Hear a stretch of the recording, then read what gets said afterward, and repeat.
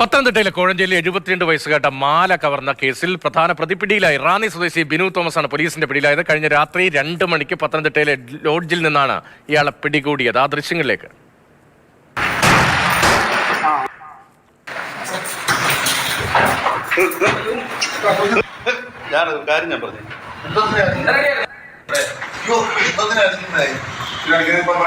ഒരു തുണി എടുത്തു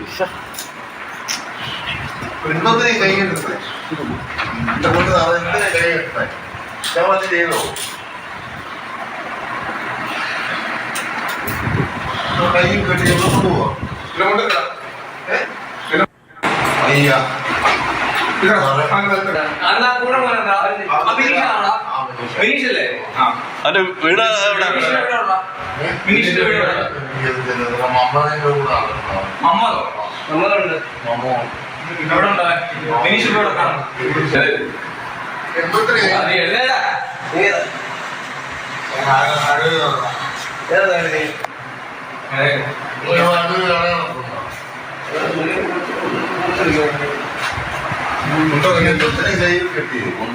അതിന്റെ വീട്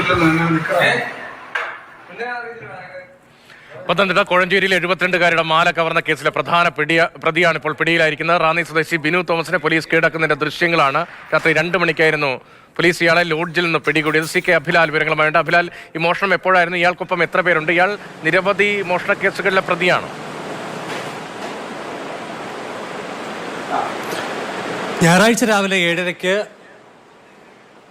കോഴഞ്ചേരി ഗവൺമെന്റ് ആശുപത്രിക്ക് സമീപമുള്ള ഇടർ റോഡിലൂടെ പള്ളിയിലേക്ക് പോയ 72കാരി ഉഷ ജോർജിന്റെ കഴുത്തിൽ കിടന്ന മാലയാണ് ഇയാളും കൂട്ടാളിയായ കൊടുമൺ സ്വദേശിയും ചേർന്ന് അപഹരിച്ചത്. മൊത്തം 3 പേർക്ക് ഈ കൃത്യത്തിൽ പങ്കാളിത്തമുണ്ട് എന്ന് പോലീസ് ഉറപ്പിക്കുന്നുണ്ട്. പ്രധാന പ്രതിയായിട്ടുള്ള ബിനു തോമസിനെയാണ് കഴിഞ്ഞ രാത്രി 2 മണിയോടുകൂടി പത്തനംതിട്ട KSRTC ബസ് സ്റ്റാൻഡിന് സമീപമുള്ള ലോഡ്ജ് മുറിയുടെ ഡോർ തല്ലിപ്പൊളിച്ച് പോലീസ് സംഘം ഉള്ളിൽ കടന്ന് പിടികൂടിയത്. ആറന്മുള SI വിഷ്ണുവിന്റെ നേതൃത്വത്തിലുള്ള സംഘമാണ് കഴിഞ്ഞ ഏതാനും ദിവസമായി ഇയാൾക്ക് വേണ്ടിയുള്ള തിരച്ചിലിലായിരുന്നു. അങ്ങനെ ഇന്നലെ രാത്രിയാണ് ഇയാൾ ഉപയോഗിച്ച ഒരു രഹസ്യ നമ്പറിന്റെ ടവർ ലൊക്കേഷൻ കേന്ദ്രീകരിച്ച് നടത്തിയ അന്വേഷണമാണ് വിജയത്തിലേക്ക് എത്തിച്ചേർന്നത്.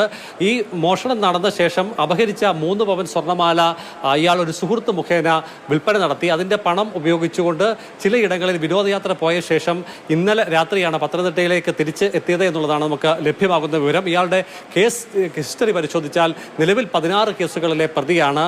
ഒപ്പം തന്നെ അതിൽ ഏറ്റവും പ്രധാനപ്പെട്ടത് മാല മോഷണത്തോടൊപ്പം തന്നെ വാഹന മോഷണങ്ങളുമുണ്ട്. ഈ മാസം 1-ാം തീയതി പുലർച്ചെ കായംകുളത്ത് നിന്നും അപഹരിച്ച ഇരുചക്ര വാഹനത്തിലെത്തിയാണ് ഇയാളും സുഹൃത്തും കൂടി ഉഷ ജോർജിന്റെ കഴുത്തിൽ കിടന്ന 3 പവൻ സ്വർണ്ണാഭരണം അപഹരിച്ചത്. മാല വീണ്ടെടുക്കാനുള്ള ശ്രമങ്ങൾ പുരോഗമിക്കുകയാണ്.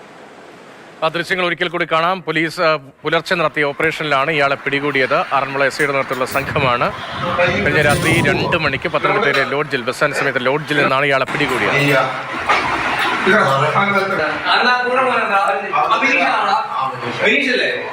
അതിന്റെ വീട്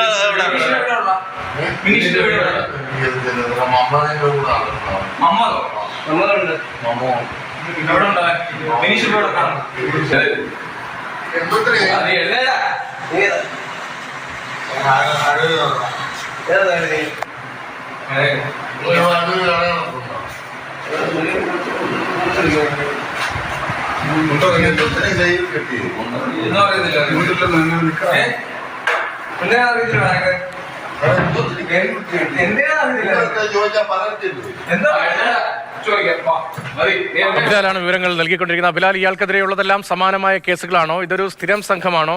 സമാനമായ രീതിയിൽ ബൈക്കിലെത്തി മോഷണമാണോ ഇവരുടെ പതിവ്? പത്തനംതിട്ട ജില്ലയിൽ തന്നെ പത്തനംതിട്ട പോലീസ് സ്റ്റേഷൻ കൂടാതെ തിരുവല്ല, കോയിപ്പുറം പോലീസ് സ്റ്റേഷനുകളിലും ആലപ്പുഴ ജില്ലയിലെ ഹരിപ്പാട്, മാവേലിക്കര പോലീസ് സ്റ്റേഷനുകളിലും കായംകുളം പോലീസ് സ്റ്റേഷനിലും ഇയാൾക്കെതിരെ കേസുകളുണ്ട്.